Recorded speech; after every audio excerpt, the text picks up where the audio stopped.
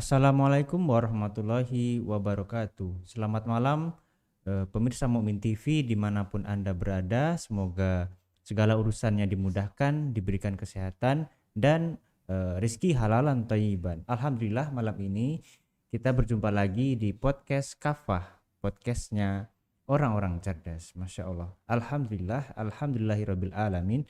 Wassalatu wassalamun ala mursalin wa ala alihi wa ashabihi rasulillahi ajmain, amma ba'du. Asyhadu an la ilaha illallah wa asyhadu anna muhammadan abduhu wa rasuluh. Pertama-tama marilah kita panjatkan rasa puji dan syukur kita atas kehadirat Allah Subhanahu wa taala yang telah menciptakan alam semesta, kehidupan dan manusia, dan juga mengutus rasulnya sehingga kita bisa menikmati indahnya iman dan Islam. Tak lupa pula salawat kita haturkan kepada baginda Nabi yang senantiasa telah berjuang menyampaikan risalah sehingga kita bisa menikmati indahnya berdakwah. Masya Allah. Dan seperti biasanya saya di sini tidak sendirian. Saya di sini ditemani dengan Ustadz Ferdi. Ya, Assalamualaikum Ustadz. Waalaikumsalam warahmatullahi wabarakatuh. Bagaimana kabarnya Ustadz? Bikhair, walhamdulillah. Walhamdulillah, Masya Allah.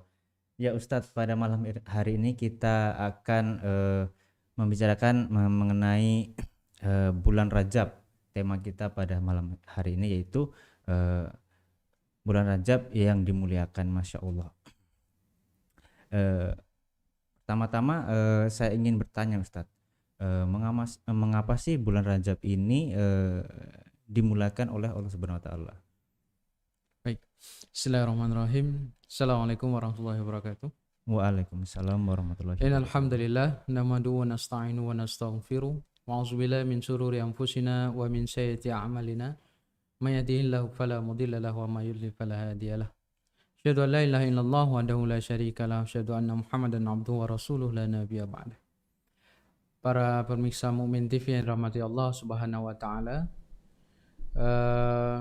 bulan Rajab salah satu bulan yang Allah muliakan, yang Allah masukkan di dalam 4 bulan haram tadi. Nah, ini jelas suatu ketetapan yang telah ditetapkan oleh Allah. Itu baik di dalam wahyu Al-Quran ataupun dalam penjelasan yang lebih detail dalam hadis Nabi. Kalau kita merujuk di dalam Al-Quran, itu terdapat di dalam surat At-Taubah ayat 36. Di situ Allah Subhanahu wa taala berfirman, A'udzubillahi minasyaitonirrajim. Bismillahirrahmanirrahim. Inna 'indata syuhuri indallahi isna asyara syahran fi kitabillahi yauma khalaqas samawati wal ard minha arba'atun hurum. Jadi di dalam ayat itu disebutkan bahwa sesungguhnya jumlah bulan yang telah Allah tetapkan itu adalah isna asyara, jadi 12 bulan. Jadi dalam ketetapan ini Allah telah menetapkan di saat Allah menciptakan langit dan bumi. Artinya kemudian dilanjutkan ya. Nah, terakhir itu dilanjutkan minha arba'atun hurum. Jadi di dalamnya ada 4 bulan-bulan haram. Jadi ada 4 bulan haram. Jadi penjelasan dalam surat At-Taubah ini jelas. Di sini ingin dijelaskan, kalau dalam tafsir At-Tabari dijelaskan Allah menciptakan langit dan bumi, kemudian menciptakan bulan penanggalan dalam arti perputaran bulan itu sendiri selama dalam 1 tahun itu adalah 12 bulan. Kemudian di pertengahan ayat disebutkan minha arba'atun hurum. Di dalam 12 bulan itu ada 4 bulan haram. Kemudian 4 bulan haram ini diperjelas oleh hadis Nabi dari hadis riwayat Muslim. Di situ dijelaskan sungguh waktu itu telah diputar oleh Allah sebagaimana keadaan saat Allah menciptakan langit dan bumi. 1 tahun itu ada 12 bulan dan di antara 12 bulan itu terdapat 4 bulan haram. Jadi ada 3 bulan yang berturut-turut, yakni Zulqa'dah, Zulhijjah dan Muharram. Dan 1 bulan lagi adalah bulan antara Jumadil Akhir dan Sya'ban, yakni bulan Rajab. Jadi di saat berbicara tentang arba'atun hurum, jadi 4 bulan haram, maka penjelasan hadis riwayat Muslim ini sudah cukup jelas. Yang dimaksud 4 bulan haram itu adalah Zulqa'dah, Zulhijjah, Muharram dan Rajab. Nah, kenapa disebut dengan Syahrul Hurum, atau sebagian ulama menyebutkan dengan istilah Syahrullah, bulannya Allah? Karena pada bulan-bulan ini itu diharamkan, dilarang kita untuk melakukan perbuatan-perbuatan dosa. Ya, jadi bahkan di dalam penjelasan para ulama disebutkan, apabila dosa dilakukan di 4 bulan haram ini, maka dosa itu akan dilipat gandakan. Demikian juga jikalau kebaikan yang dilakukan pada 4 bulan haram ini, maka kebaikan itu akan dilipat gandakan.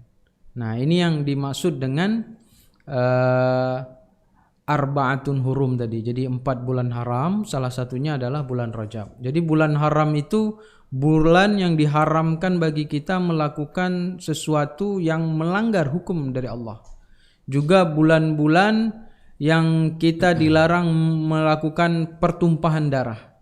Jadi, nah, istilah bulan haram ini sebenarnya sudah ada, ya, sudah ada di masa Arab Jahiliyah sebelum Nabi Muhammad menerima wahyu di Makkah. Jadi orang-orang Arab Jahiliyah itu sudah mengenal bulan Muharram sampai bulan Syawal, itu sudah ada, dan juga sudah mengenal istilah 4 bulan haram. Jadi 4 bulan haram ini bagi bangsa Arab masa itu adalah bulan-bulan yang memang diharamkan berperang, menumpahkan darah. Kenapa? Orang Arab itu perang antar kabilah itu biasa. Apakah itu balas dendam, apakah itu karena mungkin dilecehkan kehormatannya dan segala macam, maka mereka akan perang antar kabilah, dan itu hal yang biasa. Adapun juga bagi orang Arab, perang itu juga terkadang seperti ya merampok dan segala macam. Itu ada kabilah-kabilah tertentu yang hidupnya dari merampok. Nah, sebegitu hormatnya mereka pada bulan haram, sehingga mereka tidak berani menumpahkan darah di bulan haram, termasuk sama seperti orang Arab Jahiliyah tidak berani menumpahkan darah di sekitar Ka'bah. Jadi memang ini istilah bulan haram sudah ada, tetapi Al-Quran dalam surat At-Taubah ini menegaskan bahwa 4 bulan haram ini adalah qada, ketetapan dari Allah. Jadi bukan kebiasaan Arab Jahiliyah. Kalau kita telusuri ini setelah Nabi Ibrahim, ya, sama seperti ibadah haji yang disunnahkan, yang disyariatkan oleh Nabi Ibrahim. Jadi kita melaksanakan haji bukan karena itu syariat Nabi Ibrahim, tidak. Karena memang di dalam Islam salah satu ibadah yang kemudian diadopsi dan diamalkan oleh umat muslim dan dicontohkan oleh Nabi adalah ibadah haji. Jadi kemudian jangan mengatakan ibadah haji itu syariatnya Nabi Ibrahim. Tidak, karena tidak semua syariat Nabi Ibrahim diadopsi di dalam Islam. Demikian juga dengan istilah bulan haram. Istilah bulan haram ini ketetapan dari Allah. Jadi 12 bulan itu adalah ketetapan dari Allah. Yang kemudian kan disebutkan di sini dalam penciptaan langit dan bumi Allah sudah menetapkan 12 bulan. Nah, kalau di hadis tadi dalam 1 tahun 12 bulan. Jadi ini bukan kebiasaan Arab Jahiliyah, tapi memang sudah ketetapan Allah. Nah, bahkan di dalam ayat selanjutnya itu dijelaskan. Jadi orang musyrik, jadi musyrik Arab ini, karena tadi kebiasaan perang, membunuh itu hal yang biasa di masa jahiliyah itu. Mereka suka mengulur-ngulur waktu bulan Muharram ke bulan Syafar. Jadi sehingga bulan itu jadi 13 versi mereka yang ngakalin lah gitu ya. Sama seperti orang-orang Yahudi suka mengakal-ngakalin syariatnya. Nah, jadi inilah yang kemudian coba ditentang karena mereka begini, begitu hormatnya mereka dengan bulan haram. Nah, supaya tidak masuk bulan haram ditambah lagi bulan Safar dan seterusnya. Kemudian Allah menyinggung kebiasaan itu dengan kebiasaan yang keliru dan salah. Jadi istilah bulan haram ya memang haram dilakukan aktivitas yang menyalahi hukum syariat, hukum Allah. Adapun mungkin dengan bahasa sederhana kita, istilah bulan haram ini lebih tepat kita katakan bulan yang suci. Kenapa? Karena di bulan ini kan tidak boleh melakukan dosa. Sehingga memang 4 bulan ini harus dimuliakan. Nah, jadi bulan-bulan yang suci sama seperti istilah Masjidil Haram. Jadi Makkah itu Masjidil Haram. Kenapa? Tempat masjid, tempat sujud yang suci. Ya, tentu suci dari segala hal ya, termasuk dari orang-orang musyrik dan seterusnya. Jadi istilah bulan haram itu 4 ya, ada 4 bulan haram itu ketetapan Allah. Kemudian di dalam 4 bulan haram itu Allah juga ada bulan Rajab yang sekarang kita sudah masuk ke dalam bulan Rajab. Nah, biasanya Rajab ini kalau lampu itu seperti warning lah, early warning. Jadi warning itu apa? Karena nanti 2 bulan lagi atau 1 bulan setelah bulan Rajab, tepatnya setelah bulan Sya'ban, kita akan menghadapi bulan yang lebih mulia lagi, yaitu bulan suci Ramadan. Karena di bulan suci Ramadan itu adalah bulan diturunkannya Al-Quran, wahyu Allah Subhanahu Wa Taala. Jadi ini momen ya, jadi estafet kita untuk ke bulan Ramadan ke depan. Seperti itu. Jadi itu istilah bulan haram, memang diharamkan pertumpahan darah, diharamkan menyalahi hukum-hukum Allah, baik itu perintah atau larangan Allah. Kemudian di bulan haram ini juga kita semua dosa-dosa akan dilipat gandakan, juga termasuk kebaikan-kebaikan yang dilakukan di 4 bulan haram ini akan dilipat gandakan. Nah, itu istilah bulan haram yang kita kenal, salah satunya ini bulan Rajab. Masya Allah, baik Ustadz, berarti memang bulan haram ini bulan yang suci, Masya Allah. Nah, terkait dengan bahwasanya Allah telah menetapkannya itu, sampai waktu pertama kali ditetapkan hingga sekarang, apa saja sih peristiwa yang terjadi, peristiwa-peristiwa yang umat rasakan ya sampai saat ini pada tiap-tiap bulan Rajab itu apa aja Ustadz kira-kira? Baik, tentu kalau melihat dari masa kenabian sampai sekarang itu kan artinya sudah 1400 tahun ya, lebih 15 abad ya, masuk abad ke-15 Hijriah sekarang. Tentu banyak sekali peristiwa ya, peristiwa-peristiwa yang terjadi di bulan Rajab. Namun kalau kita perhatikan secara seksama, mungkin kita coba ambil peristiwa-peristiwa pentingnya saja, peristiwa-peristiwa yang memang perlu diingat oleh kaum muslimin, kejadian-kejadian yang terjadi di bulan suci Ramadan, khususnya setelah turunnya wahyu kepada Nabi Muhammad SAW di Gua Hira ya. Jadi kalau pertama kita lihat dari Sirah Nabawiyah, urutan tahunnya gitulah ya. Sirah Nabawiyah, Tarikh Khulafa, sejarah para khalifah. Nah, maka kita bisa melihat ada beberapa kejadian-kejadian penting. Kalau di awal-awal dakwah Nabi di Makkah, itu di tahun kelima kenabian, di saat dakwah itu sudah terang-terangan disampaikan kepada kaum kafir Quraisy. Di situ ada kejadian yang terjadi di bulan Rajab, yaitu hijrah ke Habasyah. Nah, jadi ini hijrah ke Habasyah para sahabat Nabi, yang karena memang tekanan yang luar biasa yang dilakukan oleh kafir Quraisy kepada sahabat-sahabat kaum muslimin yang ada di Makkah Al-Mukarramah, ini membuat mereka harus hijrah atau menyelamatkan diri, yakni ke Habasyah. Kalau sekarang Habasyah itu Ethiopia. Artinya kalau dari Makkah mau ke Ethiopia itu harus naik kapal laut. Yep. nyebrang dulu. Nah, sehingga ada dua gelombang waktu itu. Jadi rombongan pertama itu 8 orang kurang lebih, rombongan selanjutnya 40 orang lah kurang lebih. Nah, itu dipimpin oleh Ja'far. Jadi pamannya Nabi, Ja'far bin Abi Thalib, yang berangkat ke sana. Jadi melakukan Ja'far bin Abi Thalib yang ke sana. Nah, itu karena ketidakpuasan kafir Quraisy, kemudian mereka mengutus Amr bin As untuk memulangkan kembali kaum muslimin yang hijrah ke Habasyah.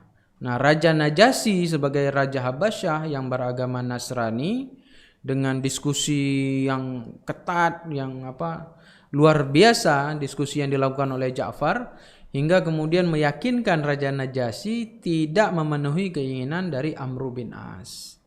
Nah, ini kejadian yang di bulan Rajab. Kalau kita lihat setelah turunnya wahyu, kurang lebih 5 tahun setelah turunnya wahyu pertama. Ini kejadian pertama. Ini kalau saya lihat beberapa catatan ya. Kemudian kalau kita melihat yang sering dan diabadikan di dalam Al-Quran, ya ini terjadinya Isra dan Mi'raj. Nah, ini juga terjadi di bulan Rajab, di tahun kesedihan. Jadi kalau istilah Arab, karena sebelum ada penanggalan Hijriah di Arab itu tidak ada tahun. Jadi tahun itu ditandai dengan kejadian-kejadian besar. Nah, kalau di masa Nabi lahir kan ada tahun gajah. Kenapa? Karena ada serangan dari Abraha. Nah, jadi Isra Mi'raj ini di tahun ke-10 setelah wahyu turun. Kenapa? Karena ini memang tahun kesedihan Nabi. Istri Nabi meninggal, Khadijah. Kemudian juga paman Nabi meninggal. Jadi ini luar biasa kesedihan, dan kemudian Allah menaikkan Nabi ke langit. Nah, disinilah di bulan Rajab pada kejadian Isra Mi'raj ini terguncang para sahabat, terguncang keimanannya untuk menerima kisah ini atau tidak pada masa itu. Jadi orang pertama yang menerima kisah ini dan membenarkan kisah ini adalah Abu Bakar As-Siddiq. Makanya beliau mendapat julukan As-Siddiq karena pembenar. Jadi membenarkan kejadian Isra dan Mi'raj, sementara sahabat yang lainnya itu ragu.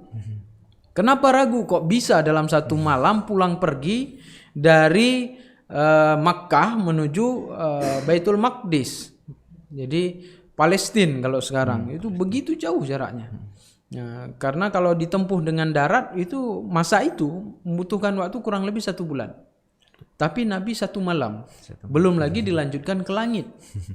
Nah, dan luar biasanya waktu proses menuju Sidratul Muntaha, Nabi sempat melaksanakan sholat berjamaah dengan para nabi-nabi yang lainnya, dan beliau memimpin sholat tersebut. Makanya Nabi Muhammad juga disebut dengan syahidun nabi. Jadi syahidun kenabian ya. Jadi para nabi, pemimpinnya para nabi. Nah, ini Isra dan Mi'raj ini terjadi juga di bulan Rajab. Jadi banyak momen-momen penting kalau ini yang diabadikan yang biasanya. Kemudian kalau kita melihat setelah hijrah Nabi itu terjadi pemindahan kiblat dari Masjidil Aqsa ke Makkah, ke Ka'bah, juga terjadi di bulan Rajab. Nah, pada bulan itu memang ada orang-orang Nasrani dan Yahudi itu meledek sahabat-sahabat kaum muslimin yang ada di Madinah. Mereka katakan agama kita ini sama. Lah, enggak sama, beda Islam dengan agama kalian. Ya sama, kita sama-sama kiblatnya atau tempat suci kita adalah Baitul Maqdis. Nah, kemudian Allah menurunkan surat Al-Baqarah ayat 217 memerintahkan Nabi untuk memalingkan wajahnya. Jadi itu kias, maksudnya memindahkan arah solat dari Baitul Maqdis menuju Ka'bah di Makkah Al-Mukarramah. Jadi ini juga terjadi di bulan Rajab. Nah, ini saya ada beberapa list. Kemudian juga ekspedisi Nakhlah Nah, ini ekspedisi Abdullah bin Jahsy. Nah, juga terjadi di bulan Rajab. Perang Tabuk juga terjadi di bulan Rajab. Ini perang yang nggak ada kontak fisiknya gitu. Cuma perang Tabuk berat karena perjalanan dari Madinah menuju Tabuk itu memakan waktu hampir 1 bulan, dan itu di tengah terik yang panas. Kemudian juga pembebasan Damaskus oleh Abu Ubaidah bin Jarrah. Damaskus waktu itu Syam, itu termasuk kota daerah kekuasaan dari Romawi atau Bizantium. Demikian juga banyak penaklukan-penaklukan, pembebasan-pembebasan, termasuk perang Yarmouk, kemudian penaklukan Hirah oleh Khalid bin Walid. Nah, dan yang sering ya diabadikan oleh kaum muslimin bagaimana kisah Salahuddin Al-Ayyubi merebut kembali Palestina, Baitul Maqdis dari tangan orang-orang kafir dalam perang salib. Nah, ini kejadian-kejadian yang terjadi di bulan Rajab. Dan tadi kalau melihat tarikh khulafah, maka di akhir kekhalifahan Turki Utsmani, tepatnya runtuhnya Turki Utsmani, kalau kita kenal dengan biasanya tanggal 3 Maret 1924, itu runtuhnya kekhilafahan Islamiyah. Kalau dilihat penanggalan hijriyahnya juga terjadi di bulan Rajab. Nah, jadi 27 Rajab, maka sebentar lagi itu.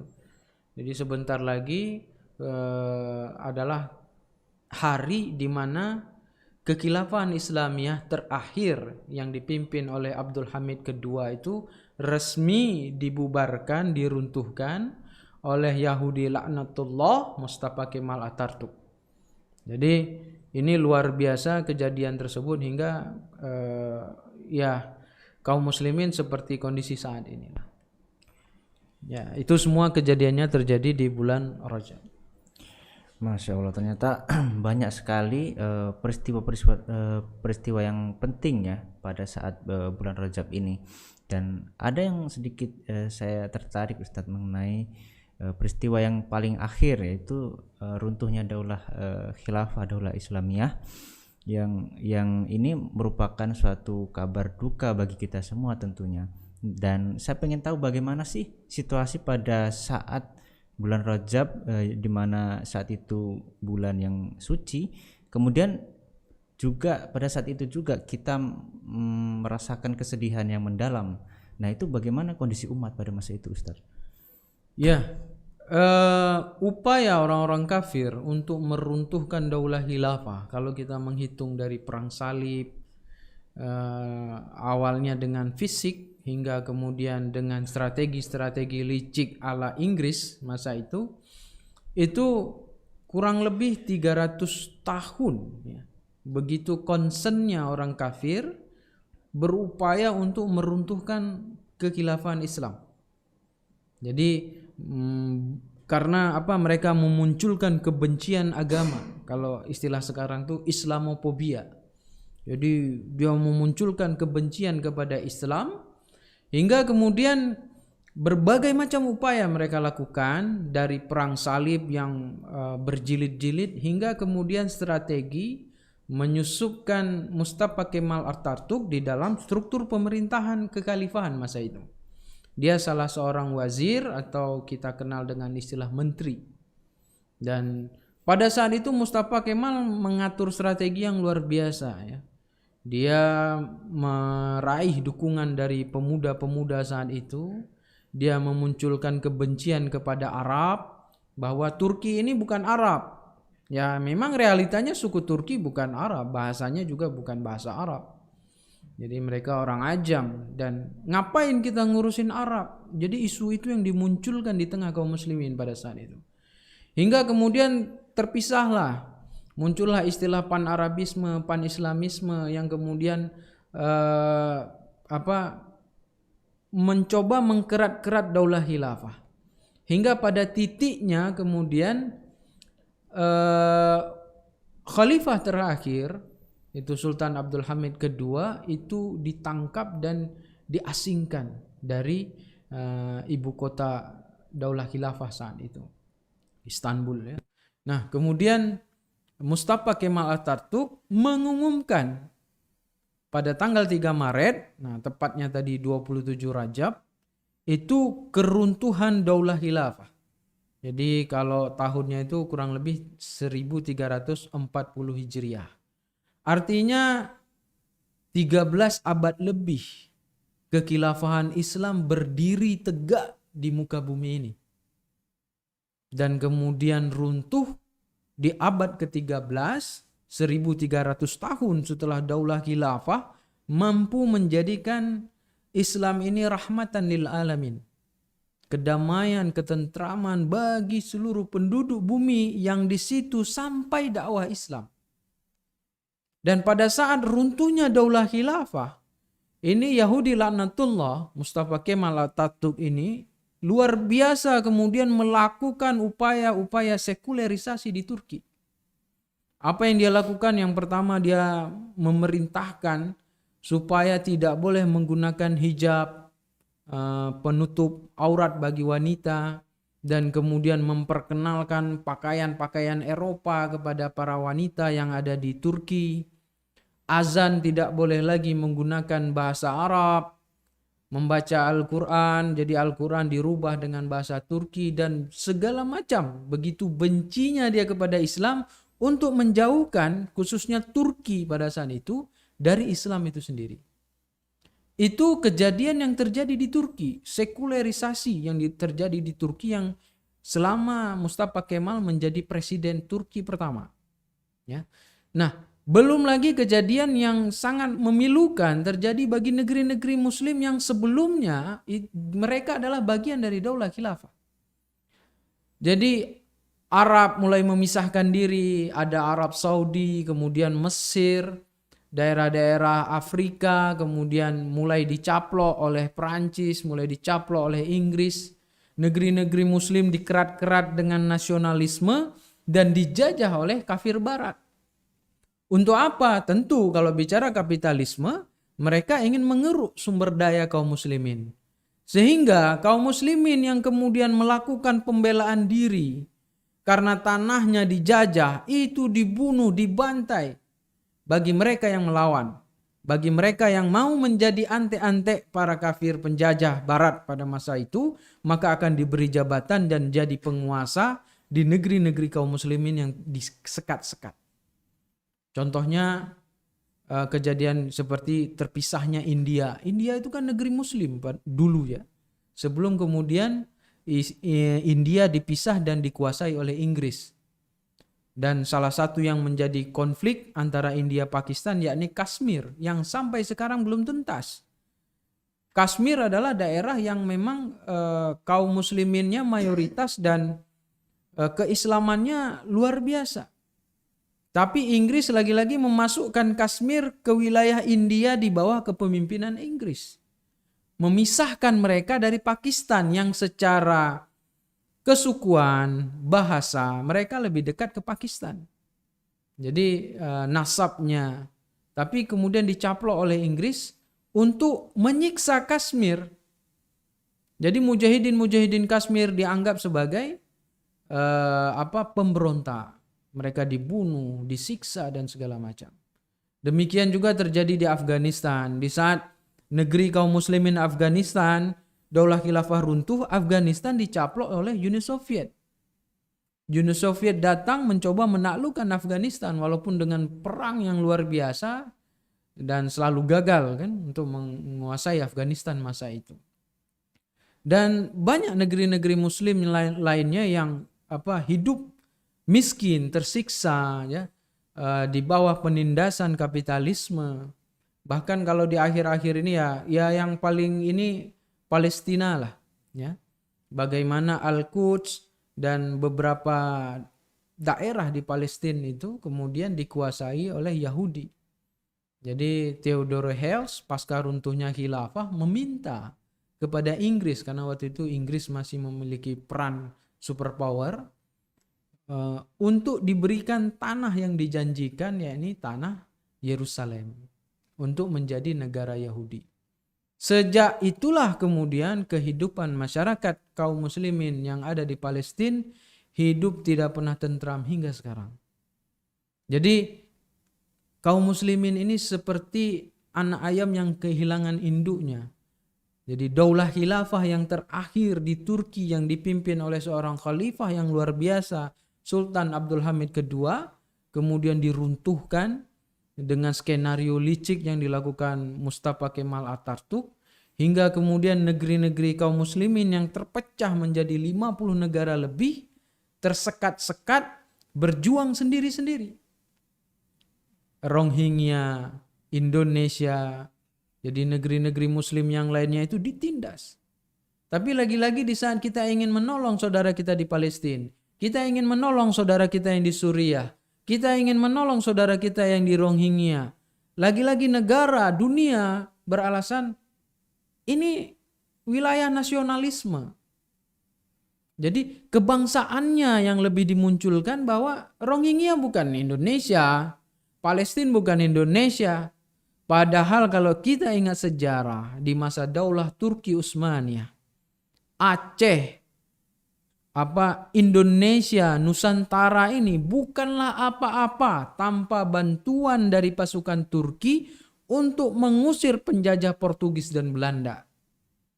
Sehingga sebenarnya penjajah Belanda itu tidak mampu menguasai Indonesia semua, enggak. Hanya sebagian daerah-daerah pusat ibu kota dan juga di Pulau Jawa, ya enggak semua wilayah Indonesia mampu dikuasai oleh Belanda. Ya termasuk di Aceh sendiri. Kalau kita lihat catatan sejarah, perlawanan terhadap Belanda banyak di Makassar, kemudian Tidore, dan beberapa provinsi pulau-pulau besar yang ada di Indonesia melakukan perlawanan kepada Belanda. Dan mereka semua disupport oleh Daulah Khilafah. Pada saat itu Daulah Khilafah tidak pernah berpikir bahwa itu Aceh, ngapain kita tolong Aceh? Itu Indonesia, orang Melayu, ngapain kita tolong orang Melayu? Kita orang Turki, enggak. Tapi waktu itu Khalifah Sultan Abdul Hamid II, waktu masa pengiriman pasukan di Sultan Al-Qanuni waktu itu ya. Sultan Al-Qanuni tidak pernah melihat bahwa Aceh suku yang berbeda dengan Turki. Tetapi mereka adalah bagian dari kekhilafahan Turki. Saudara seakidah, saudara seiman. Begitu luar biasa peran penting Daulah Khilafah masa itu. Sementara saat ini umat Islam yang dizolimi, dijajah, mereka hidup dalam penindasan. Saudaranya sesama muslim di negeri lainnya tidak bisa menolong dengan alasan mereka berbeda negara dengan kita. Inilah negeri kaum muslimin yang kemudian dikerat-kerat menjadi 50 negara dengan nasionalisme yang dilahirkan oleh kafir barat di negeri-negeri kaum muslimin yang dahulunya adalah Daulah Khilafah Islamiyah. Makanya runtuhnya Daulah Khilafah adalah perkara yang sangat memedihkan bagi kita dan sangat memilukan, dan ini terjadi di bulan Rajab pada tanggal 27 Rajab 1342 Hijriah.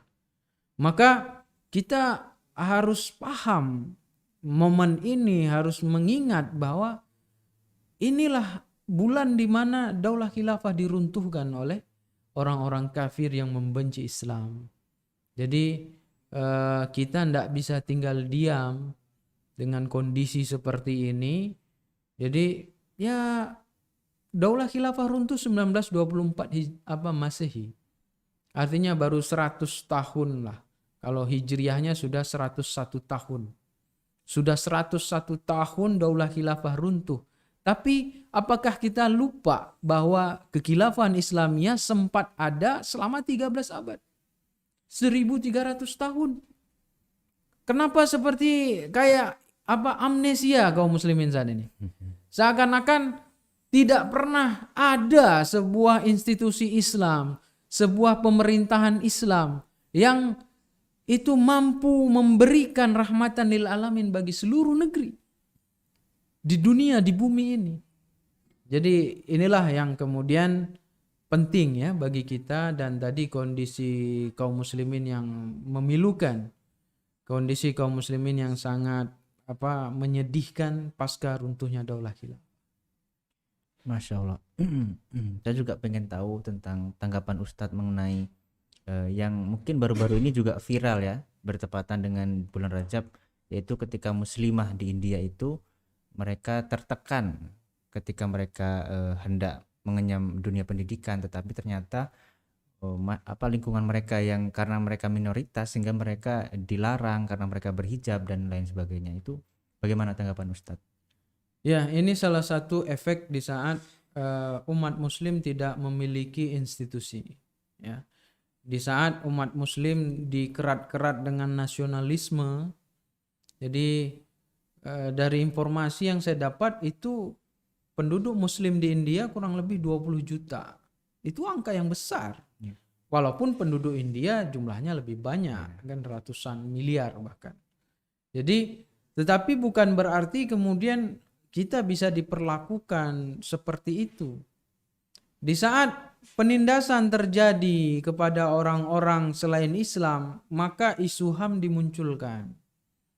Tetapi di saat penindasan terjadi kepada kaum muslimin, ini seakan-akan PBB, HAM yang lainnya hilang bicara. Kenapa? Karena mereka adalah organisasi-organisasi yang dibentuk oleh kafir barat. Ya, cita-cita mereka memang menjauhkan kaum muslimin dari institusi Islam. Tadi dampaknya hingga apa yang terjadi di India, ya. Bagaimana muslimah-muslimah India, jangankan muslimah, yang laki-laki pun itu mau melaksanakan sholat itu dizolimi, diganggu, diintimidasi. Bahkan khususnya momen-momen yang sering mereka menjadikan momen penyiksaan itu yaitu waktu Idul Adha, kurban. Jadi siapa-siapa yang bawa daging sapi jadi incaran mereka untuk ditindas, dizolimi. Dan itu sudah jadi kebiasaan tiap tahun yang dilakukan oleh orang-orang Hindu India di sana. Nah, itu konsekuensi di saat muslim menjadi minoritas. Berbeda di saat kaum muslimin menjadi mayoritas di negeri-negeri nasionalisme yang terkerat-kerat ini, kita tidak memperlakukan orang-orang dari agama lain seperti bagaimana kejadian di India memperlakukan kaum muslimin yang minoritas. Kenapa? Karena memang ajaran Islam mengajarkan kebaikan, bukan penindasan dan kezoliman. Indonesia mayoritas muslim. Apa pernah kaum muslim menindas minoritas di Indonesia? Enggak. Yang malah ada mayoritasnya dituduh teroris gitu. Jadi ditakut-takuti. Nah, ini yang kejadian di negeri, dan ini tentu skenario barat. Tadi saya katakan 300 tahun orang kafir barat itu berupaya meruntuhkan daulah khilafah. Artinya program ini masih terus dilanjutkan oleh kafir-kafir barat karena mereka menilai seandainya institusi Islam kembali tegak, maka ini akan menjadi lonceng kematian bagi kafir barat yang menjadikan sekulerisme dan kapitalisme itu sebagai ideologi mereka. Maka mereka tidak menginginkan itu. Upaya 300 tahun mereka berusaha keras untuk meruntuhkan khilafah yang sekarang kurang lebih sudah 100 tahun coba mereka pertahankan, dan kalau kemudian tegak kembali, ini yang tidak mereka inginkan. Caranya gimana? Pecah belah kaum muslimin. Jadi yang di negeri-negeri yang muslim minoritas, tindas mereka. HAM akan tutup mata, HAM akan tutup telinga, PBB tidak akan ikut campur. Xinjiang di Cina, Rohingya di India, dan negeri-negeri muslim lainnya. Sementara di negeri muslim yang besar, yang kaum muslimin penduduknya mayoritas, takut-takuti mereka. Bahwa Islam itu agama teroris dan segala macam. Hingga kaum muslimin sesama muslim saling mencurigai dan segala macam. Ini dampak di saat tidak ada institusi Islam yang melindungi. Jadi penting sekali keberadaan daulah khilafah, apalagi di momen Rajab ini, untuk kita mengingat, ya. Jadi bagaimana kondisi umat muslim pasca runtuhnya khilafah. Umat muslim menjadi umat yang tertinggal, umat yang ditindas, yang dieksploitasi hasil buminya, sementara mereka terjajah di tanahnya sendiri. Seperti ayam yang mati di lumbung padi, itu mungkin peribahasa yang paling tepat untuk kaum muslimin saat ini. Mati kemiskinan padahal negerinya kaya akan sumber daya alam. Jadi ini ya, kalau tadi bicara tentang India, itu salah satu dampak yang terjadi pada kaum muslimin di seluruh dunia, dan banyak tadi ada di Xinjiang, kemudian ada di Rohingya dan negeri-negeri muslimin lainnya yang di saat muslim minoritas kita ditindas. Itu ya komentar saya. Ya, jelas sekali dari Ustadz penjelasannya, dan ini sangat menarik bahwasanya kehidupan umat sekarang ini banyak sekali dilakukan penindasan-penindasan, bahkan yang berkaitan dengan bulan Rajab ini. Misalkan saat sekarang ini di dalam negeri kita sendiri mendengar bagaimana masyarakat di desa Wadas kalau nggak salah itu mereka berjuang demi tanah mereka sendiri, ya, demi untuk tanah untuk kehidupan mereka sendiri, yang mana malah dicaplok. Nah, seperti itu. Nah, saya ingin bertanya Ustadz, bagaimana sih kita sebagai muslim meraih kemuliaan di bulan Rajab ini, di bulan haram ini, supaya kenikmatan di bulan suci itu benar-benar terasa, dan benar-benar kita itu menikmati apa itu kemuliaan bulan haram, dan bagaimana kita meraihnya pada saat sekarang ini dalam kondisi yang seperti ini, Ustaz. Baik. Bulan haram, 4 bulan haram ini bulan yang dimuliakan oleh Allah. Bulan yang memang kita harus menjaga kesuciannya. Dari apa? Dari perbuatan maksiat, dari dosa-dosa yang kita lakukan. Tepatnya bisa kita katakan 4 bulan haram ini, khususnya bulan Rajab saat ini adalah bulan taubah. Bulan taubat bagi seluruh kaum muslimin untuk menjauhkan dosa-dosa, menjauhkan maksiat. Apalagi kalau sampai melakukan kezaliman kepada sesama muslim, menindas muslim yang lainnya. Ya, kezaliman itu adalah perbuatan yang diharamkan di dalam Islam. Kalau berbicara kezaliman tentu kita berbicara antara penguasa dengan rakyat. Tidak ada namanya penguasa dizalimi rakyat. Yang ada penguasa menzalimi rakyat. Nah, artinya kezaliman menindas orang. Jadi amanah kekuasaan yang diberikan untuk kemudian menindas rakyatnya sendiri adalah sebuah kezaliman. Kezaliman itu adalah perbuatan yang diharamkan di dalam Islam. Perbuatan yang fasik di dalam Islam. Sehingga kaum muslimin harus meninggalkan jauh-jauh perbuatan melakukan kezaliman. Jadi bahkan jangankan melakukan kezaliman, mendukung kezaliman pun kita tidak boleh. Dengan berbagai macam alasan. Jadi kalau rezim-rezim yang zalim kepada rakyatnya, menindas rakyatnya dengan dalih berbagai macam, itu harus tegas kemudian kita katakan kita tidak mendukung rezim zalim seperti itu. Saya contohkan di masa Rasulullah.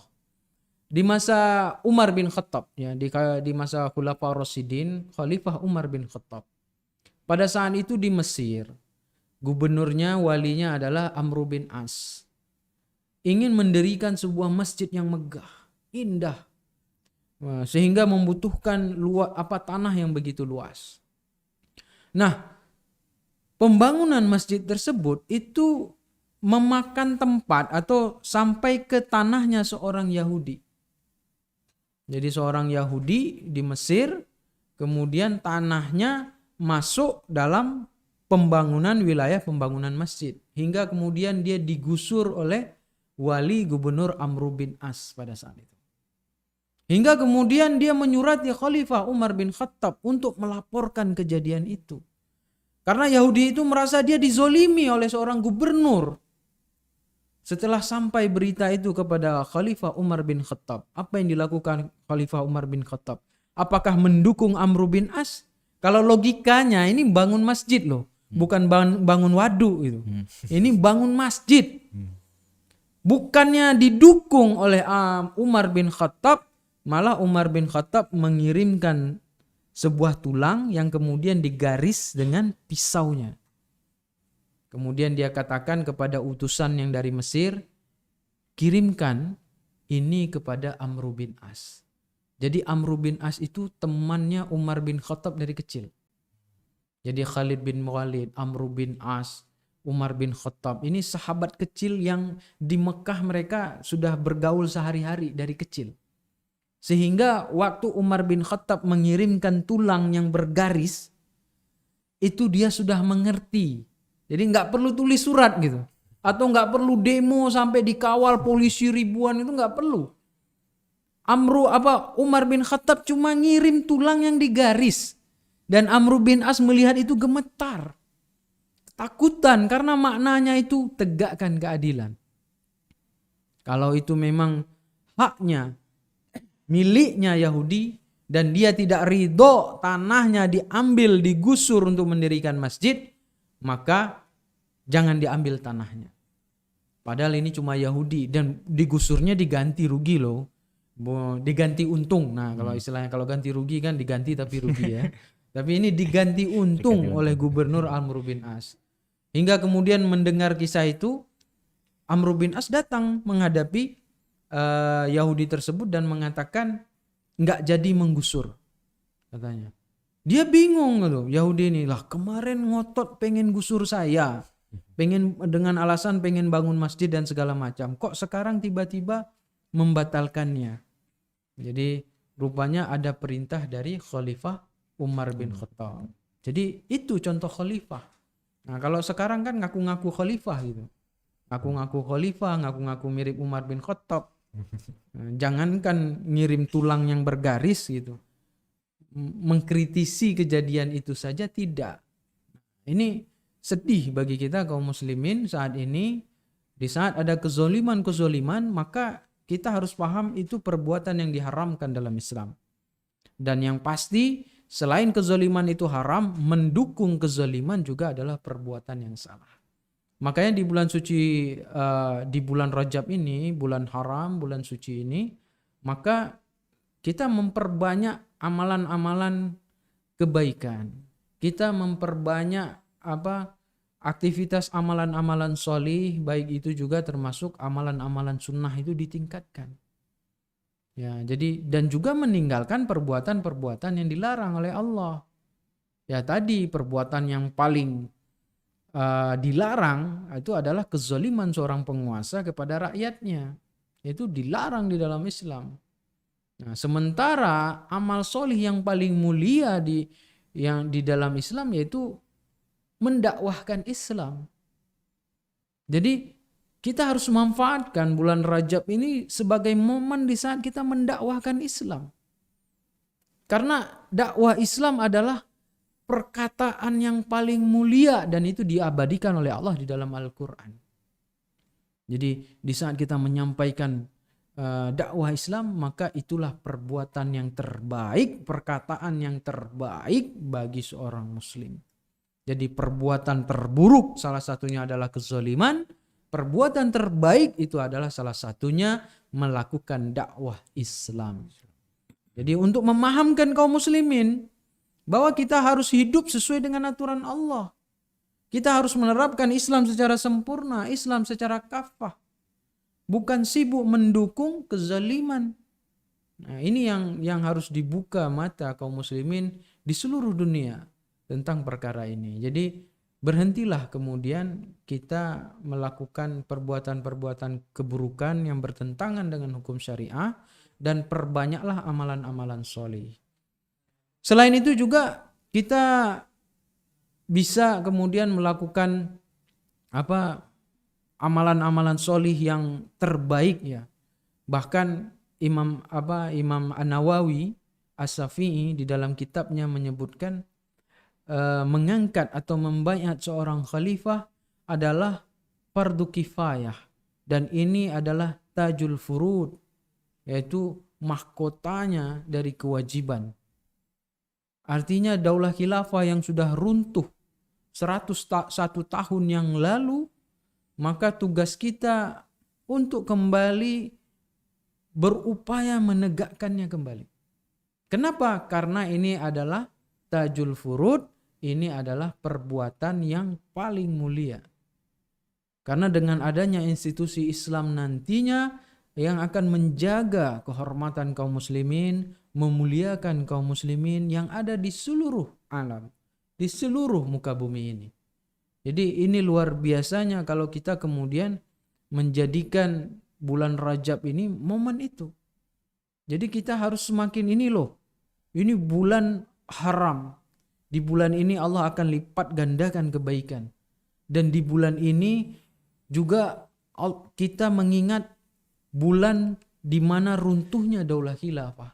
Institusi yang telah memporak-porandakan seluruh aturan-aturan Islam yang diterapkan dalam pemerintahan.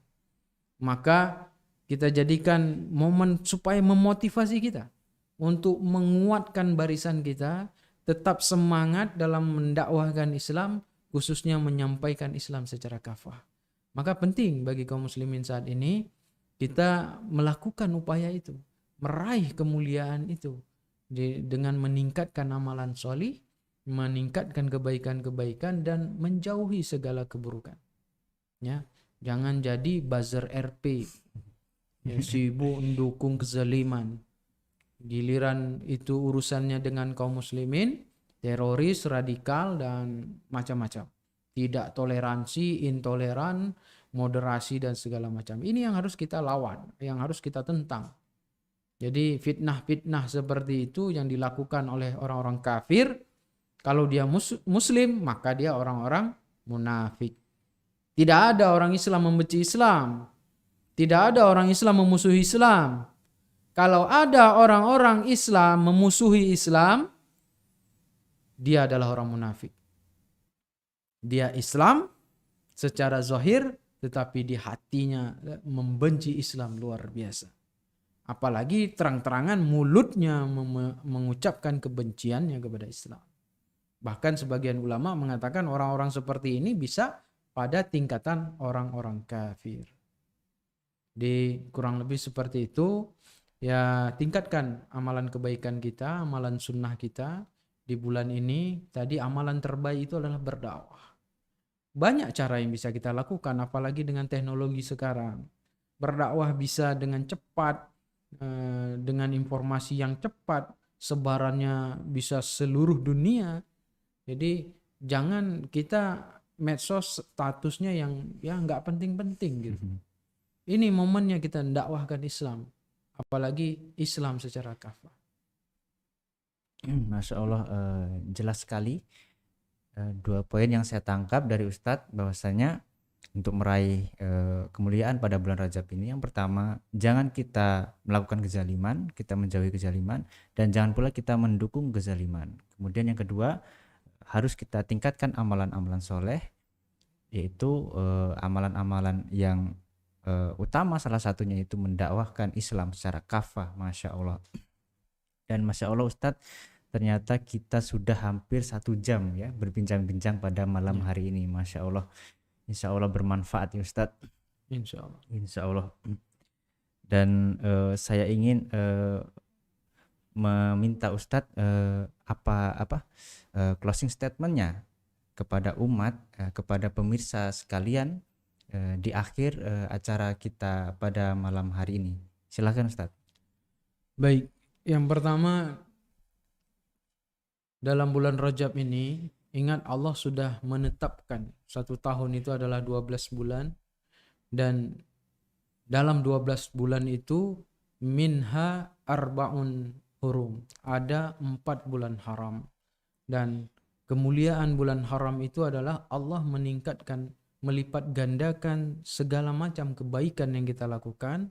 Dan juga melipat gandakan segala dosa yang kita lakukan di bulan itu. Maka ini tidak terjadi kepada bulan yang lainnya. Jadi dari 12 bulan cuma ada 4 bulan haram. Bulan yang diistimewakan. Bahkan disebut dengan syahrullah, bulannya Allah. Karena itu bulan ini penting bagi kita untuk melihat, melakukan perubahan diri. Kita bertaubat kepada Allah untuk meninggalkan segala kemaksiatan, segala perbuatan dosa. Kemaksiatan yang paling besar adalah memusuhi Islam. Sama saja dengan perbuatan musyrik, perbuatan orang-orang kafir. Keburukan atau kemaksiatan yang besar lainnya termasuk adalah kezaliman. Menzalimi sesama muslim, menzalimi orang-orang yang dipimpin adalah keburukan-keburukan, kemaksiatan-kemaksiatan yang luar biasa yang kemudian Allah akan lipat gandakan bagi mereka yang melakukannya. Tentu kita tidak mau memiliki dosa yang berlipat ganda. Yang kita harapkan adalah menggapai pahala dengan melakukan kebaikan-kebaikan, dengan melakukan amalan-amalan kebaikan di bulan-bulan haram ini, khususnya di bulan Rajab. Maka itu jadikan bulan ini adalah bulan taubat bagi kita. Bulan yang dimana kita nanti sangat mengharapkan pahala dilipat gandakan dan kita menjauhi dari perbuatan dosa yang dilipat gandakan oleh Allah Subhanahu wa taala. Bulan haram, bulan Rajab khususnya pada bulan ini juga mengingatkan kita pada runtuhnya Daulah Khilafah. Artinya kita harus menjadikan ini momen bagi kita untuk kemudian melakukan mereview ulang, atau kalau istilah sekarang jas merah ya. Jangan lupa sama sejarah ya, dengan sejarah. Kenapa? Karena sejarah itu akan menjadi evaluasi bagi kita. Menjadi pemahaman bagi kita. Apa evaluasi bagi kaum muslimin dengan runtuhnya Daulah Khilafah di bulan Rajab? Tentu kita merasakan bagaimana kezaliman, bagaimana penindasan, bagaimana penjajahan yang dilakukan oleh orang-orang kafir yang mengerat-ngerat negeri kaum muslimin, menindas kaum muslimin, mengambil kekayaan alamnya, kita rasakan setelah runtuhnya Daulah Khilafah. Maka momen Rajab ini kita jadikan momen bagi kita untuk menyadarkan seluruh umat bahwa di bulan inilah sebuah kewajiban, mahkotanya kewajiban diruntuhkan. Dan kita punya tanggung jawab untuk menegakkannya kembali. Karena apa? Karena banyak aturan-aturan Islam yang tidak bisa diterapkan, yang tidak bisa dilaksanakan tanpa adanya institusi Islam. Bagaimana kita mau menerapkan ukubat, hukum sanksi, pembunuh dibunuh dengan hukum qisas, pencuri dipotong tangannya. Ya, kalau sekarang koruptor malah mau 50 juta dianggap bukan korupsi. Masya Allah. Jadi penting bagi kita untuk kemudian menyadarkan umat dan kita sendiri berjuang dalam barisan untuk menegakkan kembali Islam secara kafah agar institusi yang kita sebut dengan Daulah Khilafah atau Daulah Islam dan yang lain macam namanya itu tegak kembali. Semata-mata untuk menerapkan Islam secara kafah. Dan ini menjadi motivasi bagi kita. Jadi bukannya malah ketakutan gitu. Pemerintah baru ngangkat isu terorisme, isu radikalisme, udah ketakutan. Kemudian ASN dipaksa membuat tanda tangan fakta integritas untuk setia kepada NKRI, tidak berani ngomong khilafah, nggak berani ngomong Islam kafah, ketakutan. Ini bukan ciri-ciri penegak Islam, ini bukan ciri-ciri hamlud dakwah, ini bukan ciri-ciri orang yang ingin memperjuangkan kemuliaan Islam. Tapi orang yang mau memperjuangkan kemuliaan Islam adalah orang-orang yang kemudian tidak pernah gentar dengan hasutan-hasutan orang kafir. Tidak pernah gentar dengan hasutan-hasutan orang munafik, antek-anteknya orang kafir. Karena itu penting bagi kita. Jadi isilah kegiatan bulan Rajab ini dengan berbagai macam aktivitas dakwah untuk mengingatkan umat butuh Daulah Khilafah, untuk mengingatkan umat butuh berjuang untuk menegakkan Islam secara kafah. Jadi mungkin itu yang bisa saya sampaikan kepada pemirsa Mukmin TV sekalian. Semoga ini menjadi ibrah, menjadi pelajaran bagi kita semua. Ini bisa kita terapkan. Ya, masih ada beberapa hari lagi bulan Rajab. Manfaatkan sisa bulan Rajab ini semaksimal mungkin. Masya Allah, syukron Ustadz nasihat dan juga motivasinya untuk kita semua. Masya Allah, syukron jazakallah Ustadz, syukron jazakallah khair yang telah menemani saya selama 1 jam. Masya Allah. Baik pemirsa Mukmin TV, ternyata kita sudah di penghujung acara pada podcast malam hari ini. Saya Kevin selaku pembawa acara. Apabila ada salah dan janggal, wabillahi taufik wal hidayah. Wassalamualaikum warahmatullahi wabarakatuh. Waalaikumsalam.